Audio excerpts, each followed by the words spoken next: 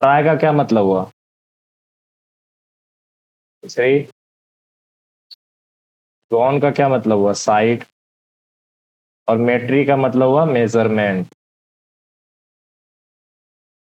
ठीक है। तीन साइड का मेजरमेंट को हम लोग बोलते हैं ट्राइग्नोमेट्री। अब तीन साइड से क्या बनता है बताओ कोई। थ्री साइड से क्या बनता है? क्या? Triangle triangle triangle. ट्रायंगल। देखो अब मतलब कोशिश करो कि माइक से बोलने का। चूंकि मैं प्रेजेंट कर रहा हूं ना, तो वो बोर्ड पे तुम्हारा ये चैट मुझे नहीं दिखाई देता है। तीन साइड से हमारे पास आता है ट्रायंगल। इधर क्या ट्रायंगल?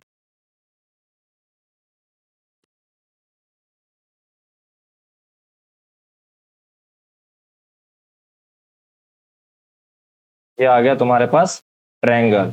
अब ये ट्रायंगल का जो मेजरमेंट होता है इसी को हम लोग पढ़ते हैं ट्रायग्नोमेट्री में। ये तुम्हारा ट्रायंगल है। तुम्हारे पास इसमें तीन साइड है। साइड ए बी, ए सी और बी सी। हमारे पास तीन एंगल है। Angle A, angle B and angle C. अब इन्हीं से हम मेजरमेंट करते हैं और ट्रिग्नोमेट्री में एंगल और साइड के बीच में रिलेशन निकालते हैं। किसमें? अभी तक क्या हम लोग एंगल और साइड के बीच में रिलेशन पढ़े हैं? बोलो। नहीं भी। नहीं। तो अब हम लोग पढ़ेंगे एंगल और साइड के बीच में रिलेशन। ठीक है। अब ये ट्रिग्नोमेट्री वाली जो चीज होती है ये लगभग हर ट्रेंगल पे लागू होती है। बट ये तुम्हारे केस में राइट एंगल ट्रेंगल से स्टार्ट करना सही होता है। ठीक है। तो ये हम लोग किसमें देखेंगे? राइट एंगल ट्रेंगल में क्या डिफाइन किया गया है पहले वो देखेंगे। किसी को लग सकता है कि अभी क्या चल रहा है कुछ अजीब सा, कुछ देर में सब क्लियर हो जाएगा।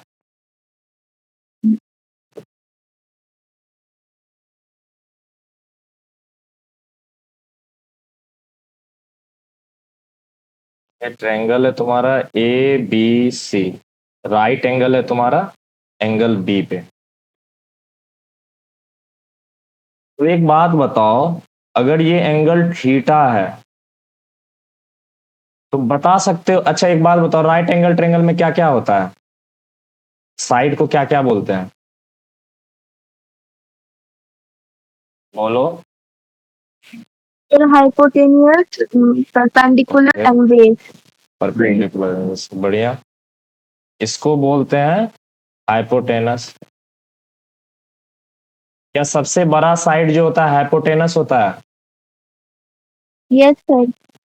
इसको बोलते हैं बेस और इसे बोलते हैं परपेंडिकुलर।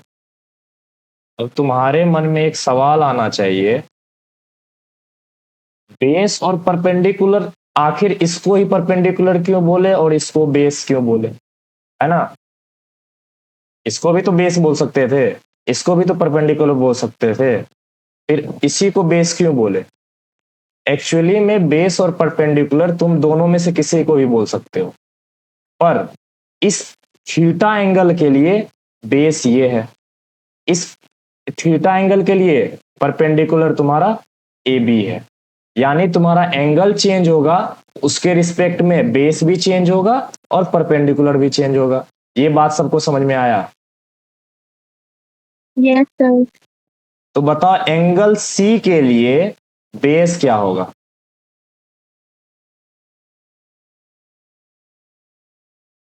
एंगल सी के लिए बेस क्या होगा? BC side. कौन सा साइड? बीसी। और साथ ही साथ बताओ परपेंडिकुलर क्या होगा? आवाज नहीं आ रहा। A B. A B. आवाज नहीं आ रहा? तुम के लोगों को यस सर। किसको नहीं आ रहा था? शायद तुम्हारा नेटवर्क सही नहीं होगा। एक बार चेक कर लो, ठीक है। अब ये बताओ एंगल ए के लिए, एंगल ए के लिए बेस कौन होगा? ए बी होगा। एंगल बेस के लिए ए बी होगा, मतलब सॉरी बेस जो होगा तुम्हारा ए बी होगा। परपेंडिकुलर कौन होगा? वही बी सी है। परपेंडिकुलर तुम्हारा बी सी होगा। ये बात सबको समझ में आया? Yes, sir. Yes, sir. तो ये याद रखना, एंगल के रिस्पेक्ट में हम बेस और परपेंडिकुलर बताते हैं, ठीक है। अब ट्रिग्नोमेट्री में हम कुछ टर्म मतलब डिफाइन किए। अगर ये तुम्हारा राइट एंगल ट्रायंगल है, अब एक दो और राइट एंगल बनाने दो पहले।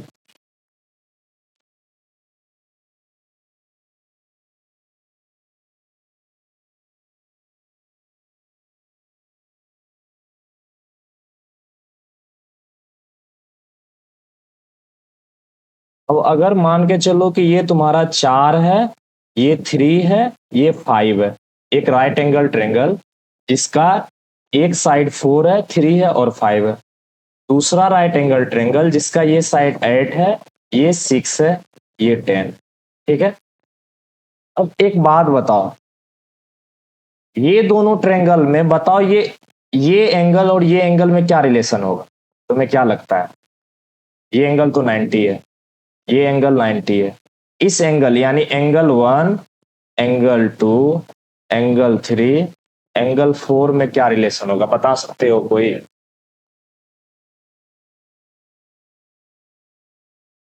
कौन कौन से एंगल में?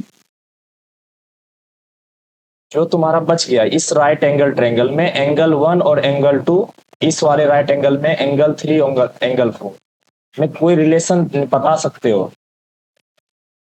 सर एंगल 3 और 4 का सम 90 के बराबर होगा। नहीं, ऐसे नहीं, और 1 और 2 का भी सम 90 होगा। हो कुछ ऐसा कि एंगल 1 3 का डबल हो, आधा हो, बराबर हो, ऐसा कुछ है। आइडिया है?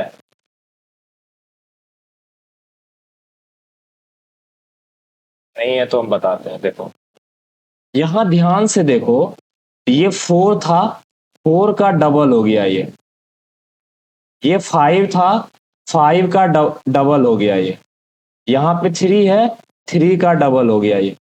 यानी कि तुम अगर रेशियो देखोगे, इसका रेशियो 4:3 है, इसका भी रेशियो 4:3 है, इसका रेशियो 4:5 है, इसका रेशियो भी 4:5 है। रेशियो किसी साइड के बीच में चेंज हुआ है? बोलो।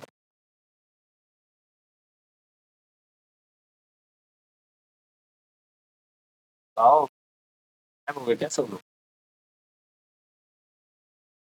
नहीं तुम लोग को दिखाई दे रहा है? मतलब ये स्क्रीन दिखाई दे रहा है? दिख रहा है। तो यहाँ पे रेशियो चेंज नहीं हुआ। तो राइट एंगल ट्रायंगल में क्या होता है, जब भी रेशियो चेंज ना हो, या फिर दूसरे वर्ड में कहे, if all angle of right angle triangle is equal to all angle of other right angle triangle, then ratio of respective side is constant।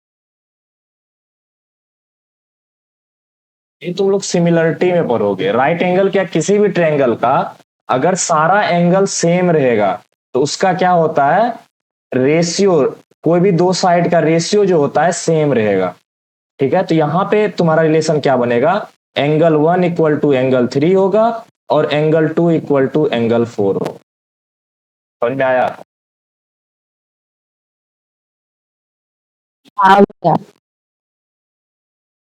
क्या बता दीजिए। क्या बोला? पर बता दीजिए। अच्छा फिर से बताते हैं। पहले ये बताओ, क्या ये तुम लोग को समझ में आया कि एक राइट एंगल ट्रायंगल में बेस और परपेंडिकुलर क्या होता है? ये समझ में आया? Yes sir. बढ़िया। जिसको नहीं समझ में आया ये वाला पार्ट, हम एक बार और बता रहे हैं।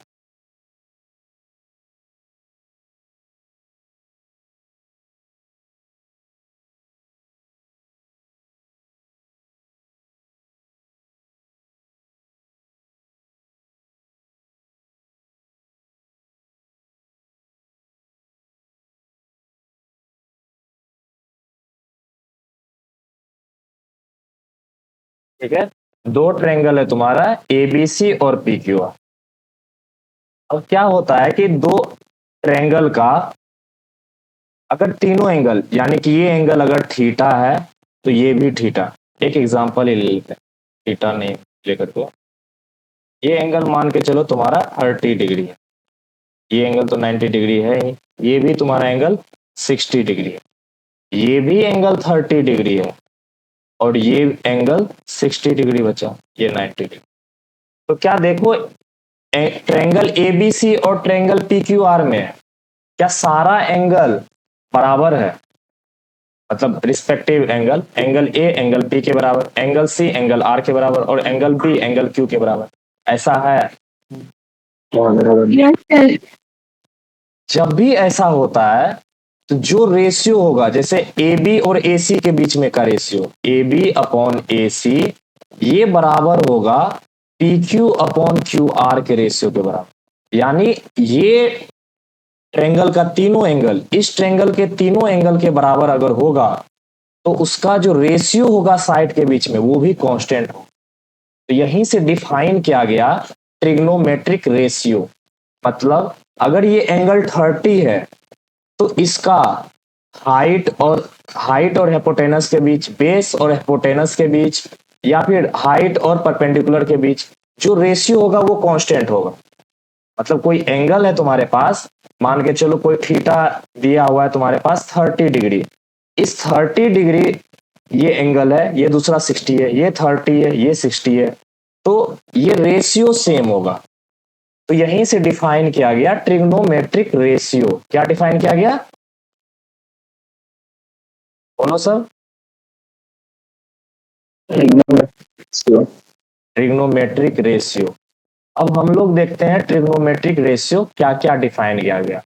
पहला क्या गया, साइन थीटा। दूसरा क्या गया, कॉस थीटा। तीसरा क्या गया, टेन थीटा।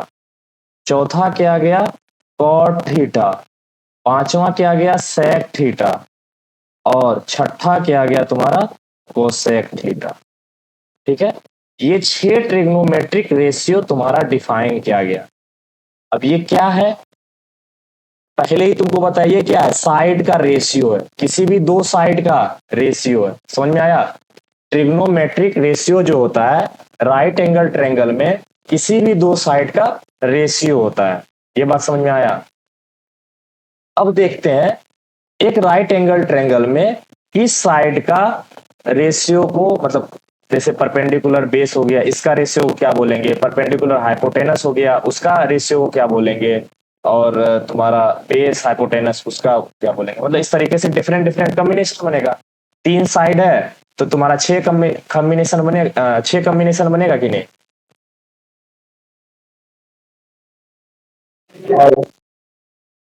ठीक है, तो 6 रेशियो डिफाइन किया गया, sine theta, cos theta, tan theta, cot theta, sec theta, cosec theta. ठीक है, बोलो। ठीक है। तो देखो साइन थीटा क्या होता है।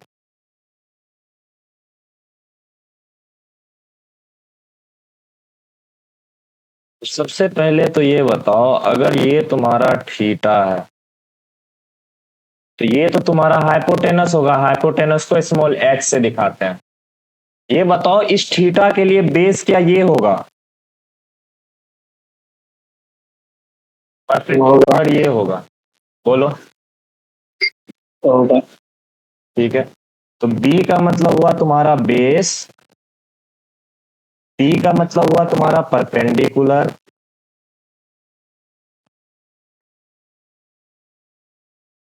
एच का मतलब हुआ तुम्हारा हाइपोटेनस। ठीक है, अब सबसे पहले आते हैं साइन थीटा। साइन थीटा को डिफाइन किया गया perpendicular upon hypotenuse, perpendicular upon hypotenuse, और शॉर्ट फॉर्म में लिखोगे तो क्या होगा, P upon H. Cos theta को डिफाइन किया गया base upon hypotenuse,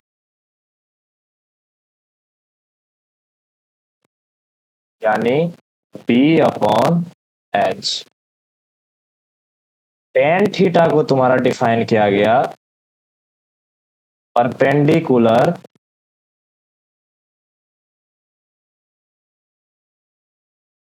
upon base. Cot theta को तुम्हारा डिफाइन किया गया बेस अपॉन परपेंडिकुलर।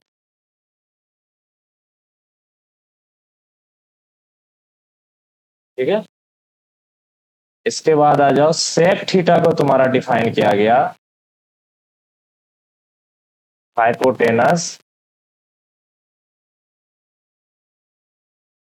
और बेस। और क्या बच गया, कोसेक थीटा, इसको तुम्हारा डिफाइन किया गया हाइपोटेनस और परपेंडिकुलर।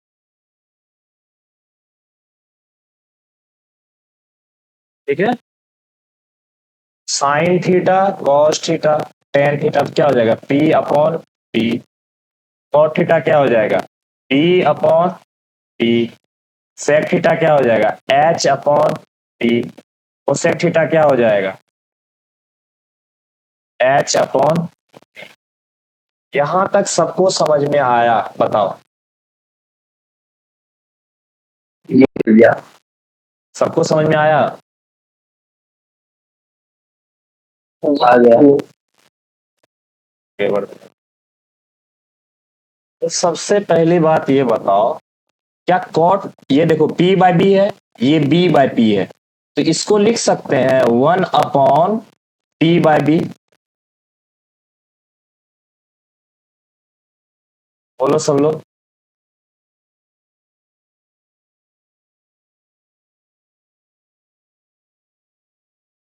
हाँ, वो तुम लोग गायब हो गए क्या। हाँ ये लिख सकते हैं।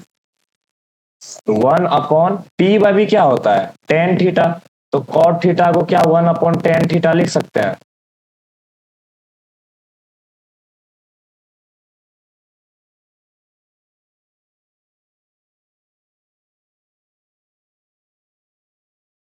बोलो। फिर से एक्सप्लेन कर दीजिए ना, कैसे लिख सकते हैं।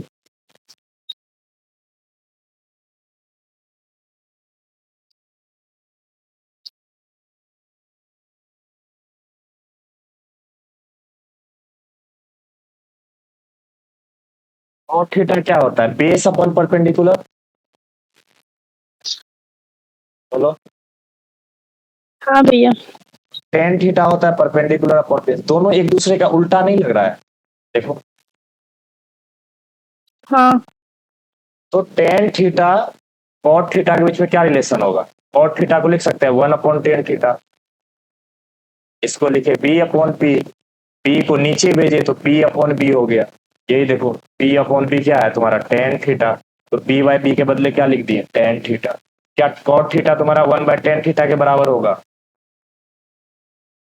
हाँ। अब एक चीज और देखो, एच बाय बी है, इसको लिख सकते हैं 1 upon B upon H. H को नीचे भेज दिए। बताओ बी बाय एच क्या है। cos theta. कॉस थीटा, तो सेक थीटा को लिख सकते हैं 1 upon cos theta.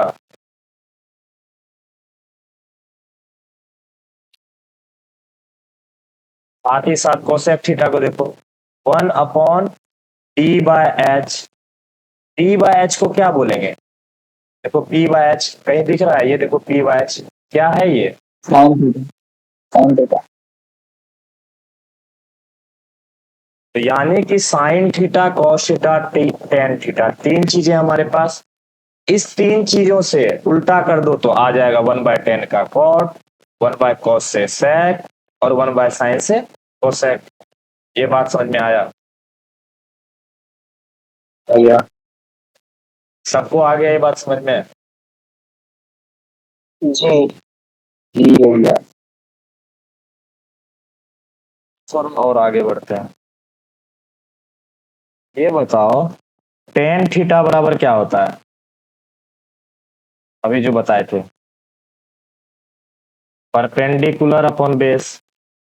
perpendicular by base,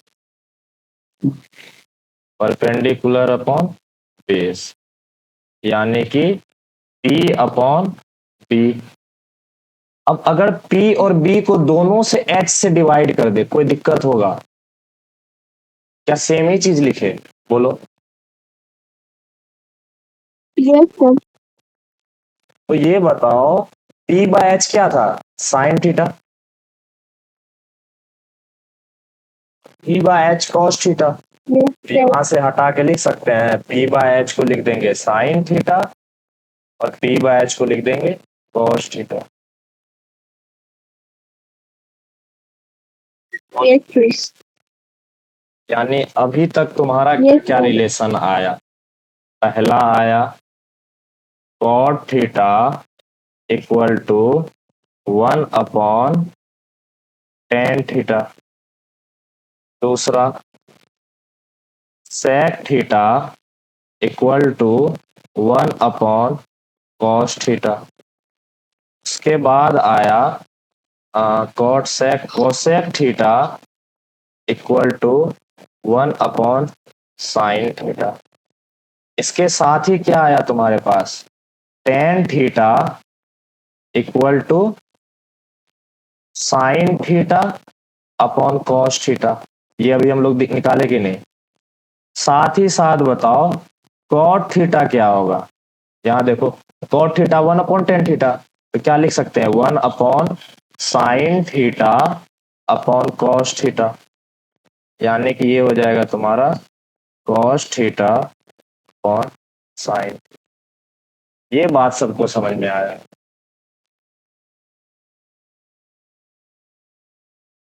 बोलो। जी लास्ट वाला नहीं आया, कॉस थीटा।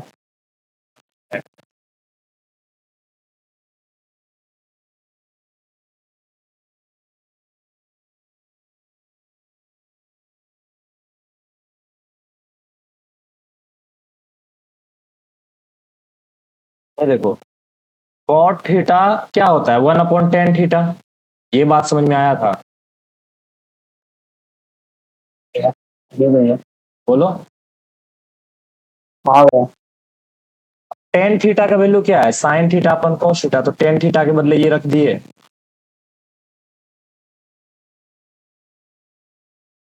कॉस थीटा क्या ऊपर चला जाएगा?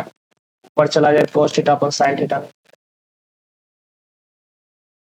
okay, ये बात समझ में आया? ये बोलो। आ गया। तो अभी तक देखो हम लोग क्या क्या पढ़ाई किए। सबसे पहले हम लोग देखे राइट एंगल ट्रायंगल। उसमें हम लोग देखे बेस और परपेंडिकुलर क्या होता है। ठीक है, बेस किस पे डिपेंड करता है? एंगल पे हम लोग डिफाइन करते हैं कि अगर एंगल के साथ वाला साइड है तो उसको बोलेंगे बेस, एंगल के अपोजिट में जो साइड है उसको बोलेंगे परपेंडिकुलर। ये बात समझ में आया? साथ ही साथ हम लोग देखे कि अगर दो ट्रायंगल है, दोनों का सारा एंगल सेम है, तो अगर इस दोनों साइड का रेशियो लेते हैं और इसका भी इस दोनों साइड का रेशियो लेते हैं तो सेम रहता है। फिर इसका और इसका रेशियो ले लो, इसका और इसका रेशियो, ये दोनों भी सेम ही आएगा। तो इसीलिए हम लोग सोचे क्यों ना राइट एंगल ट्रायंगल के लिए हम लोग एक रेशियो डिफाइन करें, उसका नाम दिए ट्रिग्नोमेट्रिक रेशियो। अब ये साइन थीटा, थीटा क्यों, अब ये 60 डिग्री है, 60 डिग्री के अपोजिट में क्या होगा, परपेंडिकुलर, यहाँ पे होगा बेस, यहाँ होगा हाइपोटेनस। साइन थीटा बोलते हैं हम लोग परपेंडिकुलर अपॉन बेस का।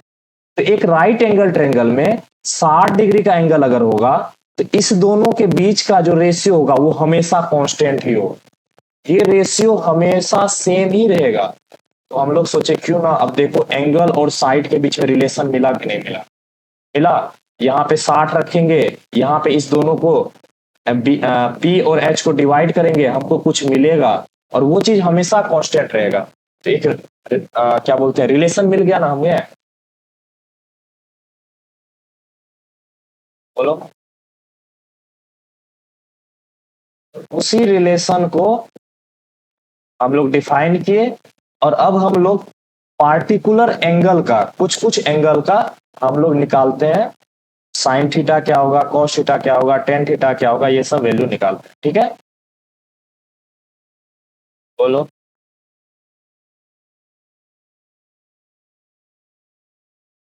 क्या हो गया क्या तुम लोग,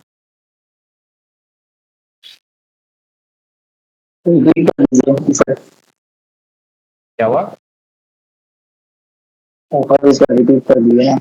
अच्छा पिछला वाला रिपीट, बाकी तुम लोग को समझ में आया, बाकी लोग, हाँ भैया। ऋतिक,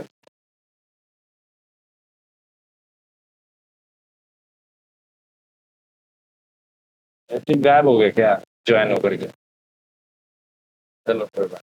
और कौन है, नागेंद्र, जी और ये आस्था, समझ में आया। नरेंद्र नो सर, कहाँ समझ में नहीं आया, किस टॉपिक में, ये ग्रीन वाला, कौन सा। नहीं ग्रीन वाले के जंगल में। ये वाला जो बता रहे थे, नहीं सर, नीचे में था, सबसे नीचे। नीचे सेकंड यस यस चली गई है। कॉट थीटा वाला, yes cot theta tan theta कौन सा, ये सारा नहीं समझ में आया। सर, चलिए पास वाला फर्स्ट पूछा। Cot, yes sir. यहाँ ये बात समझ में आया, cot theta equal to 1/10 theta होगा।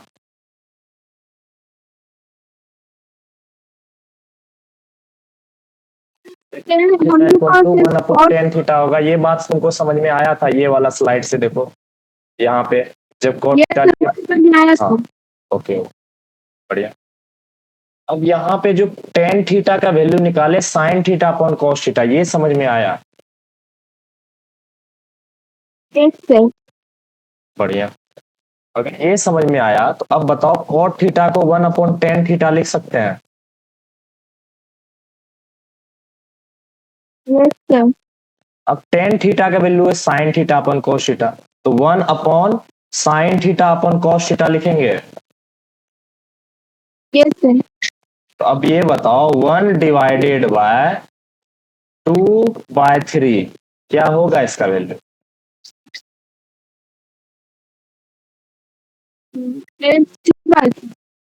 3/2, यानी जो नीचे था क्या वो ऊपर चला गया, यस सर। तो ये जो cos थीटा है ये ऊपर चला जाएगा, यस सर।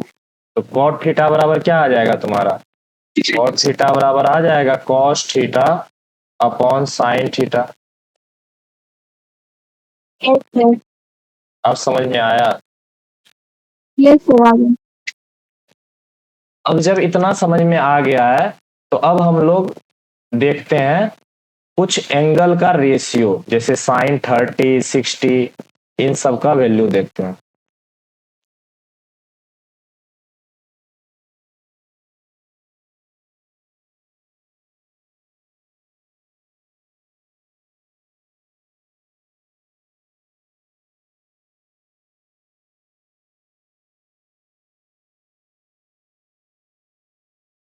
एक ट्रायंगल का हम लोग एग्जाम्पल लेते हैं, ये ट्रायंगल मुझे याद है इसीलिए मैं लिख रहा हूं।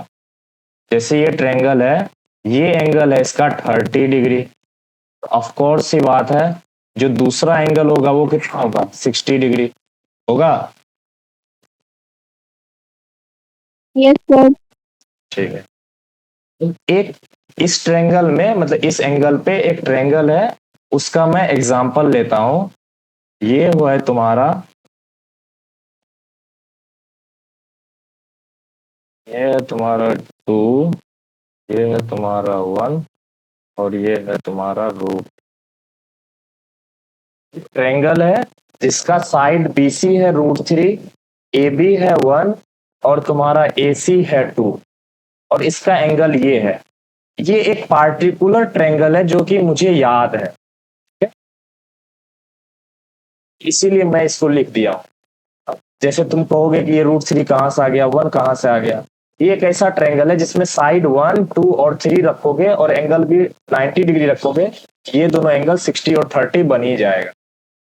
ठीक है, Yes, sir.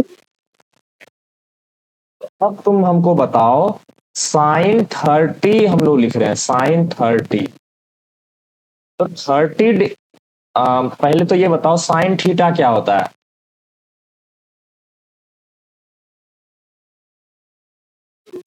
LP by S. P/H, बढ़िया। थीटा 30 डिग्री के लिए परपेंडिकुलर क्या है, AB मतलब 1. और H क्या है यानी हाइपोटेनस क्या है, Yes, under 3. हाइपोटेनस। Sir, 2. तो sin 30 का वैल्यू कितना आया तुमको, Sir, 1 by 2. हाँ?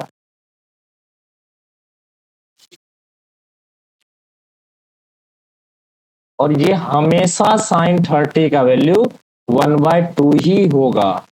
ये सब जो मैं घेर के दे रहा हूं इसे याद कर लेना, तुम फिजिक्स में क्वेश्चन बनाओगे तो इसमें अच्छे अच्छे क्वेश्चन लगा पाओगे, इसीलिए भी मैं तुम्हें पढ़ा दे रहा हूं। ठीक है, Yes. अभी क्लास में पढ़ा नहीं सकता, एक तो सिलेबस पीछे है तो ऑफ कोर्स की बात मतलब ऑफ कोर्स है कि मैं नहीं पढ़ा सकता। दूसरी बात यह है कि देख ही रहे हो, थोड़ा सा बाहर जाते हैं कि सारे लड़कियां पगला जाती है, पता नहीं क्या कर रही है ये लोग। और देखो साइन है, अब तुम्हारा बताओ cos थीटा यानी कि cos 30 डिग्री, 30 डिग्री के लिए पहले बताओ बेस क्या होगा,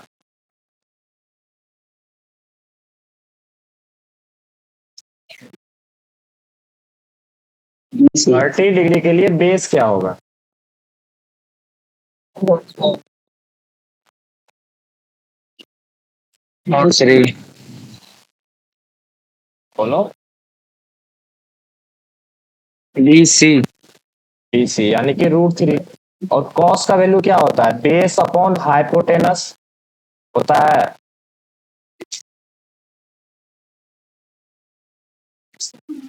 बेस है तुम्हारा √3, हाइपोटेनस है तुम्हारा 2, तो तुम्हारा cos 30 का वैल्यू आ जाएगा √3 बाय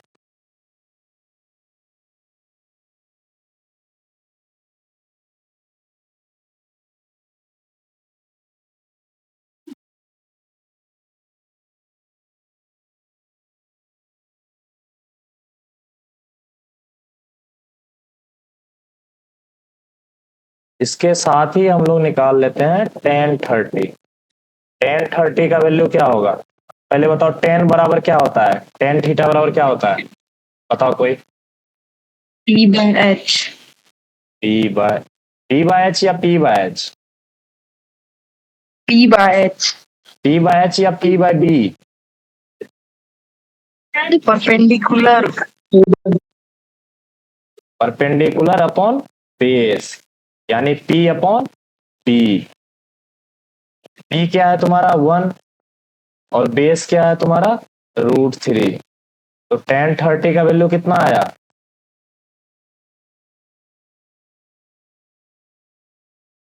tan 30 डिग्री हुआ तुम्हारा 1/√3।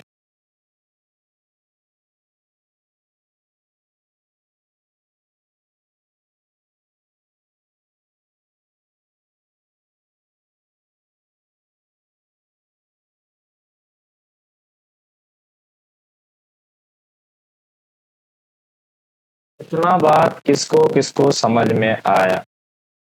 क्या तुम्हें ये सारी बातें समझ में आई? बोलो। बढ़िया जी। बाकी आस्था, ऋतिक, प्रिंस, दानियल, नागेंद्र। जी भैया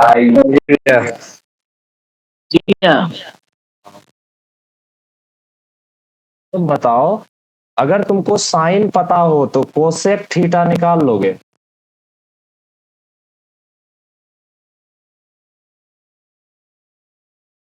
कोसेक थीटा क्या होता है बताओ? 1/sin थीटा होता है।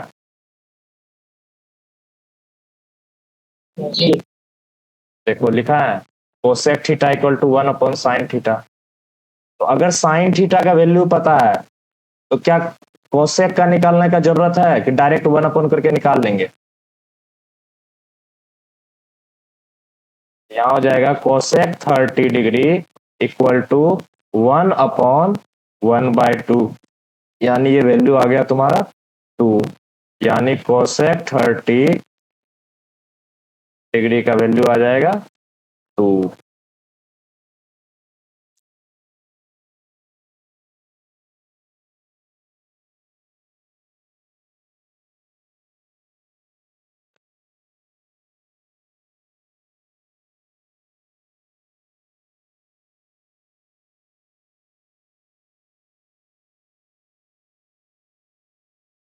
सेक 30 का वैल्यू बताओ।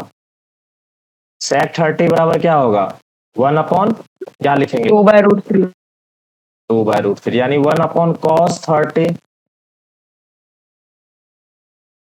यानी 1/√3/2। ये ऊपर चला जाएगा, क्या आएगा? 2/√3, यानी कि सेक 30 डिग्री इक्वल टू 2/√3।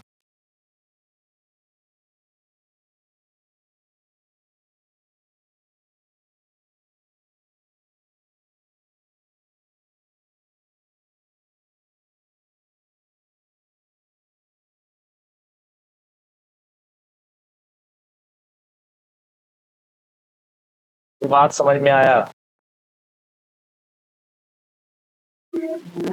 बताओ tan 30 का वैल्यू कितना होगा?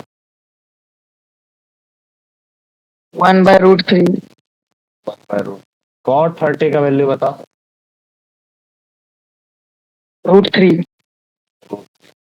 यानी कि 1/tan 30, और ये हो जाएगा 1/1/√3, और ये वैल्यू आ जाएगा तुम्हारा √3, यानी कि तुम्हारा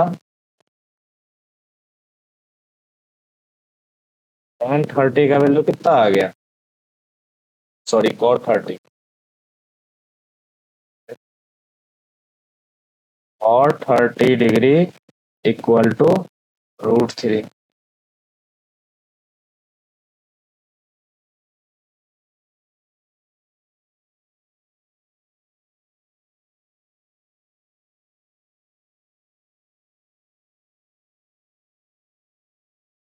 ये बात सबको समझ में आया?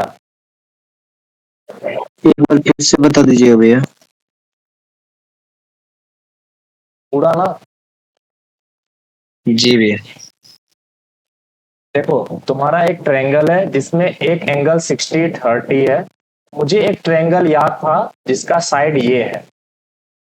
अब तुम्हें मैं पहले ही बताया, अगर एंगल 60-30 और 90 हो और साइड कुछ भी हो तो ये रेशियो यही आएगा।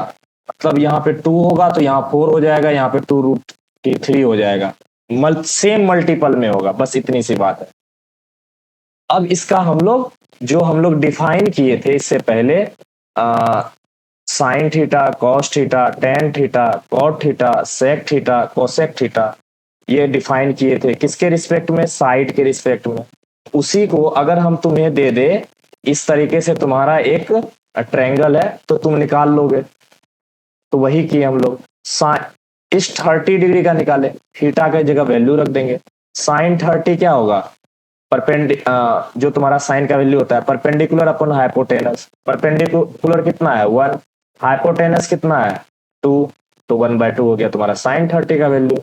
अब कॉस 30 निकालना है तो वो होता है बेस बाय हाइपोटेनस। इसका बेस देखो कितना है √3, हाइपोटेनस है 2, तो ये हो गया √3/2। टेन का वैल्यू क्या होता है P/B, यानी परपेंडिकुलर अपॉन बेस, यानी कि 1/√3। अब कोसेक क्या होता है तुम्हारा, कोसेक होता है 1/sin थीटा, या फिर तुम कह सकते हो H/B, H/P, जो यहाँ हम लोग देखे थे, देखो किधर गया H/P, और इसी को हम लोग लिखे थे 1/sin थीटा।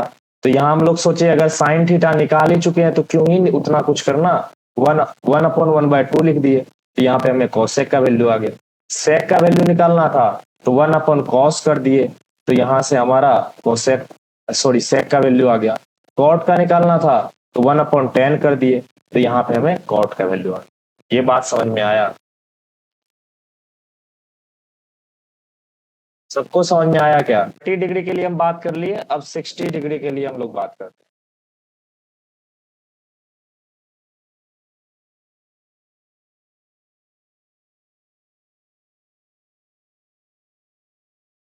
तो एक बात बताओ, अगर ये 30 डिग्री है तो 60 डिग्री के लिए भी इसी ट्रायंगल से निकल जाएगा? जी भैया। जी।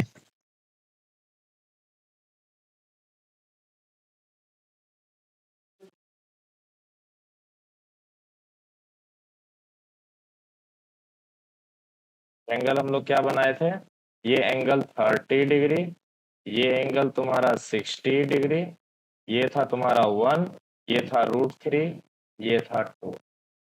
अब ये बताओ साइन 30 का वैल्यू क्या होगा, सॉरी साइन 60 का वैल्यू क्या होगा, साइन 60 डिग्री।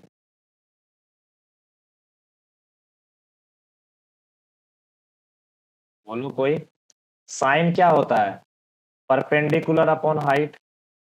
ये बताओ 60 डिग्री के लिए परपेंडिकुलर क्या है,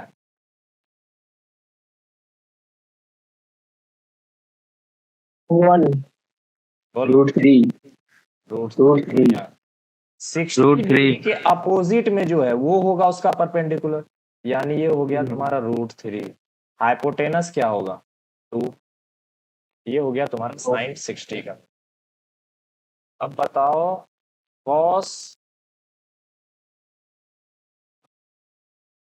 60 का वैल्यू क्या हो, P/H।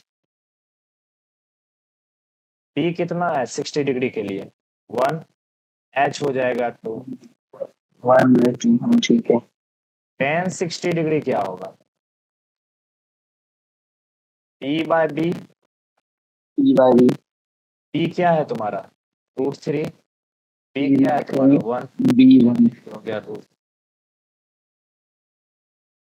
cot 60 डिग्री क्या होगा 1/tan थीटा, 1/10 tan 60 डिग्री यानी कि 1/√3।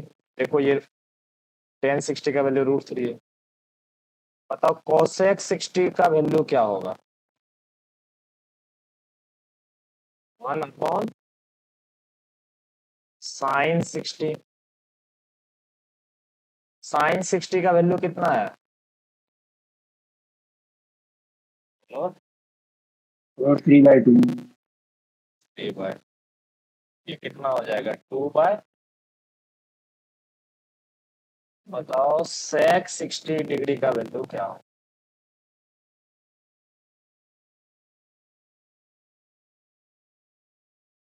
और cos 60,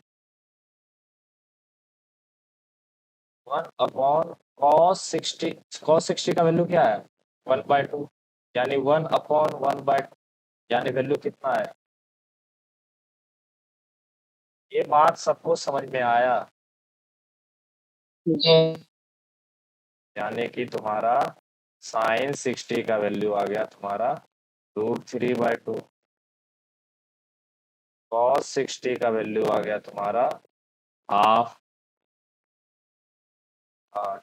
tan 60 डिग्री का वैल्यू आ गया तुम्हारा √3, कॉट 60 डिग्री का वैल्यू आ गया तुम्हारा 1/√3, कोसेक 60 डिग्री का वैल्यू आ गया तुम्हारा 2/√3 और सेक 60 डिग्री का वैल्यू आ गया तुम्हारा। याद रहेगा ये, इसको याद ही करना तुम लोग, लिख करके कहीं चिपका देना एक टेबल में, तभी याद हो पाएगा और जब क्वेश्चन लगाओगे तो याद हो जाएगा। इस टाइम तो याद ही करना बेहतर रहेगा। सर ऐसा जरूरी थोड़ी है कि क्वेश्चन में हमेशा 60 डिग्री 30 डिग्री ही रहेगा। हमारे क्वेश्चन में 60, 30, 45, 90 और 0 इतना ही यही है। इससे बाहर अगर रहेगा तो फिर थोड़ा सा ये हो जाता है, क्योंकि जैसे हम लोग के लिए भी ना 15 डिग्री मतलब 30 का आधा 15 डिग्री, 30 + 45 75 डिग्री, यही सब होता है नॉर्मली। बाकी सब उतना याद नहीं रहता है, याद क्या निकालना ही मुश्किल होता है और वो पॉइंट में आता है। तो सारे एंगल के लिए तुम निकाल भी नहीं सकते और इस याद भी नहीं रख सकते, वो कैलकुलेटर का यूज करना पड़ जाएगा उस टाइम पे। समझ में आया?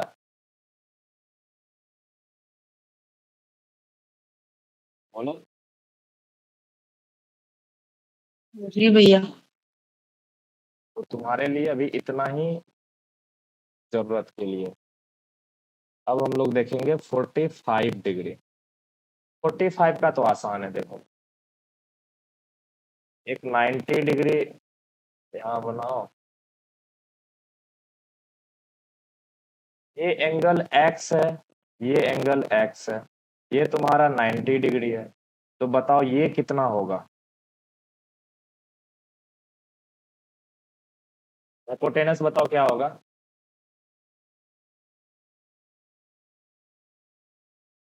कोई नहीं हो क्या क्लास में ध्यान नहीं दे रहे हो क्या?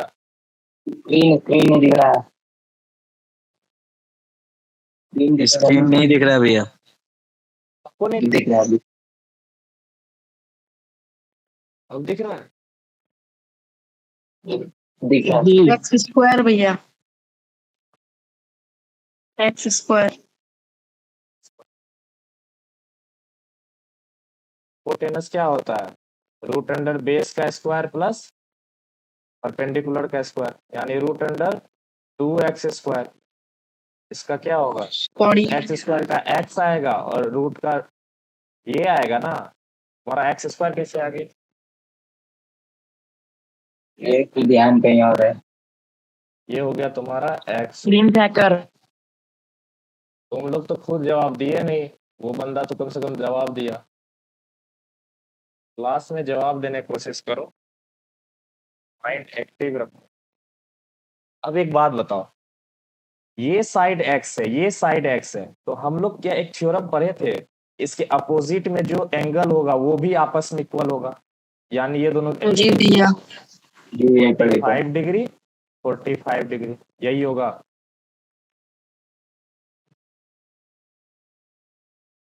अब बताओ साइन 45 डिग्री का वैल्यू क्या होगा?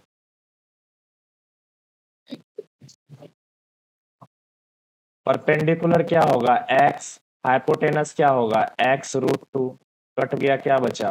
1/√2। 1/√2।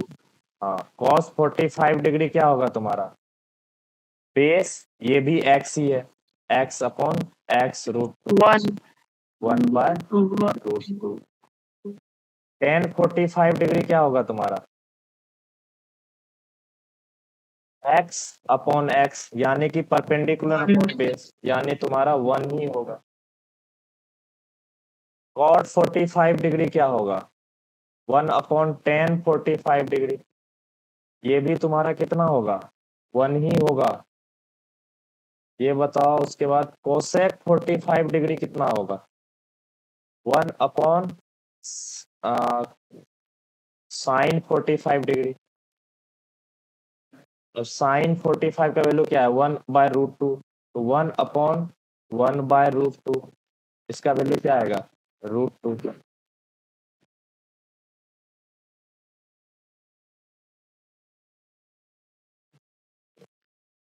सेक 45 डिग्री, ये क्या होगा तुम्हारा? 1/cos 45 डिग्री, इसका वैल्यू क्या होगा?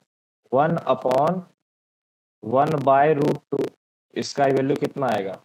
√2। और 45 से नहीं चल रहा। क्या नहीं समझ में आया? और 45 से cot 45,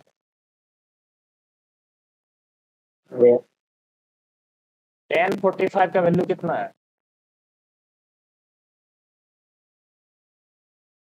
tan 45 का वैल्यू 1 है, तो 1/1 तो 1 ही होगा। जी भैया। समझ में आया? जी भैया। यानी कि तुम्हारा साइन 45 डिग्री का वैल्यू कितना होगा? 1/√2। cos 45 डिग्री का वैल्यू कितना होगा? √2। tan 45 डिग्री का वैल्यू कितना होगा? 1। cot 45 डिग्री का वैल्यू कितना होगा? 1। sec 45 डिग्री का वैल्यू कितना होगा? √2। cosec 45 डिग्री का वैल्यू कितना होगा?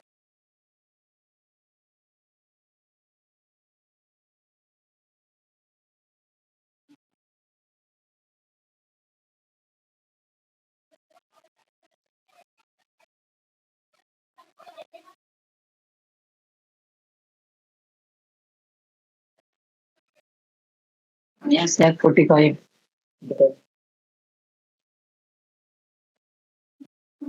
सेक 45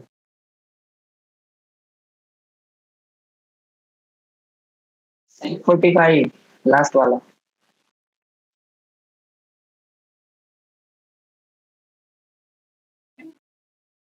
सेक 45 इधर इधर लेफ्ट। हाँ ये वाला।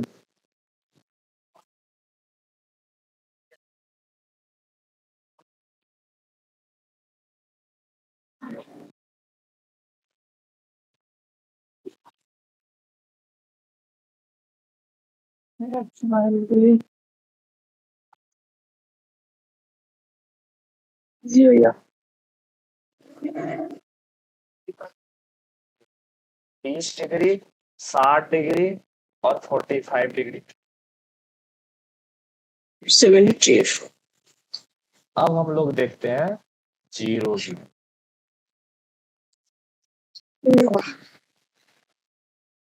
अब एक बात बताओ, ये तुम्हारा राइट एंगल ट्रायंगल है।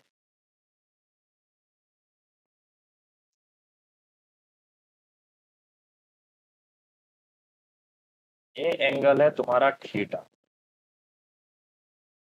अब हमें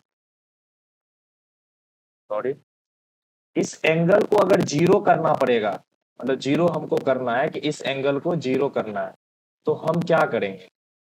इस लेंथ को नीचे सटाते जाएंगे। मतलब क्या हो जाएगा देखो, ये यहाँ पे पहुंचेगा, यहाँ पहुंचेगा, एंगल कैसे बनेगा? और ऐसे ही करते करते करते एक बहुत ही 0 से थोड़ा सा ऊपर आओ। मतलब कि ये एंगल जब तुम्हारा 0 से थोड़ा बड़ा, ठीक है, तो क्या होगा? ये जो हाइट है क्या बहुत छोटा होगा, बहुत छोटा। हाँ नहीं होगा और बहुत जो छोटा तुम्हारा होगा। हाइपोटेनस होगा वो तुम्हारा बेस के बराबर होगा, लगभग लगभग। हाँ लगभग लगभग। तो यानी अगर तुम्हारा एंगल 0 के तरफ बढ़ेगा, एंगल अगर 0 के तरफ बढ़ेगा तो क्या क्या होगा? जो तुम्हारा हाइट है, इस थीटा के लिए हाइट क्या हुआ? यही हुआ ना, यानी परपेंडिकुलर। परपेंडिकुलर तुम्हारा 0 के बराबर हो जाएगा, 0 के करीब चला जाएगा। पेंडिकुलर तुम्हारा 0 के करीब हो जाएगा। और जो तुम्हारा हाइपोटेनस होगा वो बेस के बराबर हो जाएगा। बोलो, ये बात समझ में आया? नहीं समझ में आया तो बोलो फिर से। आ गया मैम, आ गया। आ गया? सबको आया? भैया पूरा इक्वल होगा या लगभग? लगभग इक्वल होगा। और जब हम 0 कर देंगे तो क्या होगा? H और B पूरा चिपक जाएगा और तुम्हारा P गायब हो जाएगा। यानी ट्रायंगल ही नहीं बनेगा, एक तरीके से समझो। बोलो। जी भाई। ये बात सबको समझ में आया? आगे किसी भैया स्क्रीन नहीं दिख रहा। अभी स्क्रीन हटाएं। और कौन है? आस्था, समझ में आया ये बात? ये P 0 के बराबर हो जाएगा, H जो है तुम्हारा P के बराबर हो जाएगा। ये बात समझ में आया? Yes sir. अब बताओ, साइन थीटा क्या होता है? साइन 0 क्या होगा? P upon H। P क्या है? 0 के करीब में, तो इसको 0 लिखो। H तो साइन 0 का वैल्यू क्या होगा? 0। कॉस 0 का वैल्यू क्या होगा? P by H। P और H दोनों बराबर है, तो B बाय H का वैल्यू क्या 1 हो जाएगा? tan 0 का वैल्यू क्या होगा? P by B। P का वैल्यू 0 के करीब में है, यानी 0 ही है, अगर चिपक गया तो 0 हो गया। हम ये 0 से थोड़ा बड़ा में जब ट्रायंगल बन रहा था उसका तुमको विजुअलाइज कराए, तो ये 0 के करीब हो जाएगा। ये एक तरीके से हाइपोथेटिकल ही हुआ, किसी ट्रायंगल का एक एंगल 0 थोड़ी ना होगा। बताओ कॉट 0 बराबर क्या होगा? 1 अपॉन tan 0, यानी कि 1 अपॉन 0। ये नॉट डिफाइन होगा। 1 अपॉन 0 क्या होता है? Not defined. Not defined. Cosec theta, cosec 0 क्या होगा तुम्हारा? 1 अपॉन साइन 0। 1 अपॉन साइन 0 का वैल्यू कितना है? 0। तो ये भी क्या होगा? Not defined.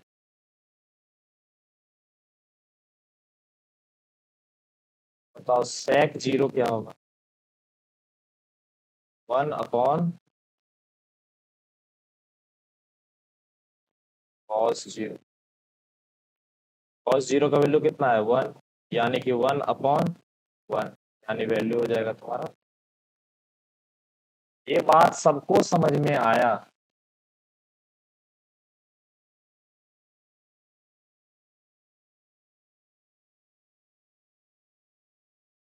तो भैया पियर्सन आया में पियर्सन में कोसेक 0 का वैल्यू इनफाइनाइटी दिया। हो गया, लगभग एक जैसा हुआ ना। इनफाइनाइट दिया हो। अरे देखो, जब भी 1/0 लिखा रहता है ना,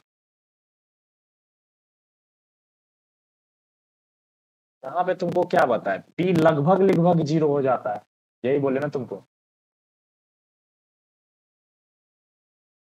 बोलो।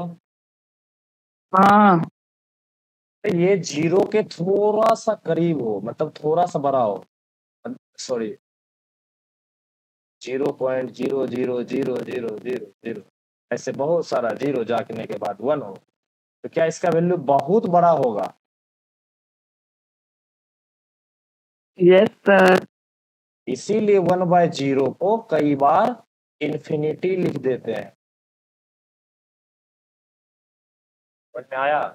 ये एक्चुअली में 1/0 जी भैया। लिखते हैं, 1/0 के बहुत करीब वाला वैल्यू को लेते हैं। यही चीज पढ़ोगे तुम लिमिट में, जब तुम 11th में जाओगे तो वहां पढ़ोगे। तो वो हम टेंस टू जीरो लेते हैं, जीरो एग्जैक्ट नहीं लेते हैं। 1/0 तो नॉट डिफाइन ही होता है, इसीलिए इसको इन्फिनिटी या नॉट डिफाइन, ये चीजें तुमको कहीं ना कहीं या कहीं पे नॉट डिफाइन दिखाई देगा, कहीं पे इन्फिनिटी दिखाई देगा, तो ये सब चलता रहेगा। अगर तुमसे पूछे 1/0 क्या होगा तो बोला, हमेशा बोलना नॉट डिफाइन, और 1/10 वो इन्फिनिटी हो। ठीक है। ठीक है। और काफी बार मैथमेटिकल में हम लोग इन्फिनिटी ही यूज करते हैं। तो ये समझ में आ गया, sine 0, cos 0, tan 0, cot 0, cosec 0 और सेक 0 का वैल्यू।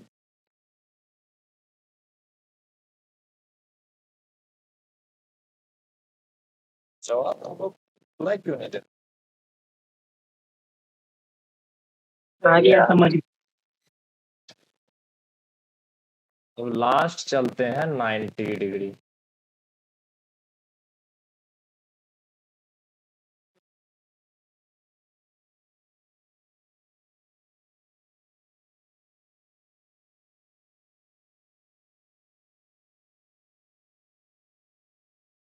अब एक बात बताओ, पिछले बार हम एंगल को छोटा किए, इस एंगल को क्या किए हम लोग, छोटा किए थे। इस बार इस एंगल को बढ़ा रहे हैं। ठीक है, देखो एंगल बढ़ाएंगे तो क्या होगा।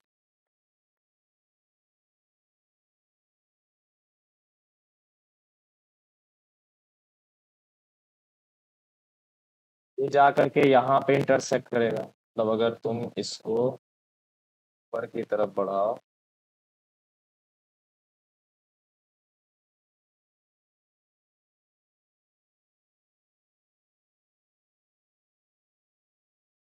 ये यहाँ पे जाके इंटरसेक्ट करेगा, ऐसे ही बढ़ाओ तो फिर यहाँ जाके इंटरसेक्ट करेगा। और बढ़ाते बढ़ाते बढ़ाओ तो क्या ये पैरेलल हो जाएगा, जब ये 90 डिग्री हो जाएगा तो, जब ये एंगल 90 डिग्री हो जाएगा तो ये और ये पैरेलल हो जाएगा। ये बात जी समझ में भैया। आ रहा है सब। 90 डिग्री से थोड़ा पहले आओ। ठीक, ये तुम्हारा 89.9 पर। हाँ 89.999 समथिंग ऐसा, ये साइड है तुम्हारा, और दूसरा वाला जो है 89.9 समथिंग, मतलब ये तुम्हारा पैरेलल होता ना। अब जो है तुम्हारा थोड़ा सा ये 90 डिग्री हो, थोड़ा सा छोटा है। अब ये दोनों कहीं ना कहीं इन्फिनिटी पे जाके मिलेगा, बहुत दूर जाकर के ये दोनों मिलेगा इन्फिनिटी पे। कहाँ पे मिलेगा, इन्फिनिटी पे। अब ये भैया पैरेलल है, क्या हुआ, पैरेलल है। पैरेलल नहीं है, इनके बीच में जो एंगल है ये 90 डिग्री है, और ये एंगल जो है ये है तुम्हारा 89.999, चलता जा रहा है। वैसा ही हो गया हाइपोथेटिकल का। हाँ हाइपोथेटिकल केस में मारो, एक तरीके से कह सकते हैं कि दो पैरेलल लाइन इन्फिनिटी पे जाके मिलेगा, ऐसा कह सकते हैं।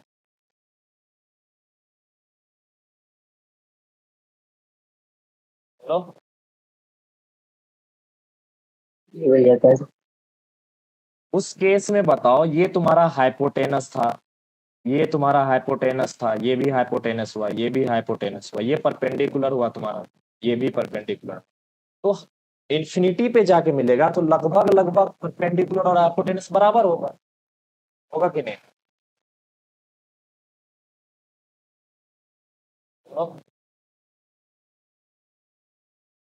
परपेंडिकुलर इक्वल टू हाइपोटेनस हो जाएगा। जो बेस है तुम्हारा इन दोनों के रिस्पेक्ट में पी और एच के बीच में तो बहुत ही छोटा हो, ये मान के चलो तुम्हारा 1 मीटर हुआ, और ये तुम्हारा 10 पे पावर 20 मीटर हुआ। 1/10 पे पावर 20 लिखोगे तो क्या जीरो के ही करीब हो जाएगा। लो, जी भैया। तो इस केस में क्या होगा, जब एंगल 90 डिग्री होगा बेस 0 के बराबर हो जाए, अब बेस 0 के बराबर हो जाए और तुम्हारा परपेंडिकुलर इक्वल टू हाइपोटेनस। अब बताओ तुम साइन थीटा का वैल्यू बताओ, साइन 90 डिग्री का वैल्यू। भैया perpendicular is equal to hypotenuse कैसे हुआ? देखो ये दोनों इन्फिनिटी पे जाके मिल रहा है, हाँ इन्फिनिटी पे जाके मिलेगा तो ये दोनों तो लगभग लगभग बराबर ही होगा ना। देखो दोनों जा रहा है, जहां तक जा रहा है दोनों में थोड़ा सा ही तो डिफरेंस होगा। भैया लगभग बराबर होगी। हाँ हाँ भैया। इसीलिए बोले अब p और बराबर होगा तो p बाय एच क्या होता है, साइन थीटा, तो p बाय एच का वैल्यू क्या 1 हो जाएगा। cos थीटा क्या होगा, cos 90 डिग्री का वैल्यू p बाय एच। अब p का वैल्यू तो बहुत छोटा है h के रिस्पेक्ट में, ये हो जाएगा तुम्हारा 0 बाय एच। ये हो जाएगा tan थीटा, tan 90 डिग्री देखो, tan 90 डिग्री ये होगा infinity p by p by b, यानी p तो तुम्हारा p होगा, p हो जाएगा तुम्हारा 0 के करीब, ये होगा तुम्हारा नॉट डिफाइन, या फिर इसको तुम बोल सकते हो क्योंकि इंफिनिटी क्यों बोलते हैं, क्योंकि b का वैल्यू बहुत कम होगा, h का बहुत ज्यादा होगा, बहुत कम से बहुत ज्यादा को डिवाइड करोगे तो बहुत ही बड़ा वैल्यू आएगा। इसी कारण से उसको इंफिनिटी की तरफ बोलते हैं कि इंफिनिटी की तरफ जा रहा है। डिफाइन तो इंफिनिटी भी नहीं है, इंफिनिटी भी तो नॉट डिफाइन चीज ही है, ठीक है? क्योंकि इंफिनिटी क्या कहते हैं, जहां तक तुम सोच पाओ उससे थोड़ा सा आगे इन्फिनिटी है, मतलब तुम जो सोच लिए उससे थोड़ा और बढ़ जाओ इन्फिनिटी, फिर सोच लिए फिर और आगे बढ़ जाओ इन्फिनिटी है वो। समझ में आया, तुम जहां तक सोच पाओ उससे थोड़ा आगे ही इन्फिनिटी है। समझ में आया, जी भैया। cot 90 डिग्री का वैल्यू बताओ क्या होगा, p बाय p, 0 p का वैल्यू 0, 0 बाय p, और sec 90 डिग्री का वैल्यू क्या होगा, infinity not h upon p, यानी कि h अपॉन 0, यानी नॉट डिफाइन, या फिर सॉरी इन्फिनिटी।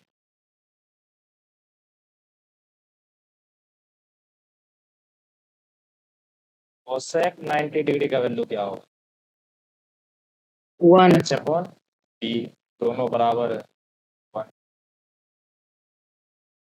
तो तुम्हें समझ में आया क्या क्या है, 30 डिग्री, 60 डिग्री, 45 डिग्री, 0 डिग्री और 90 डिग्री।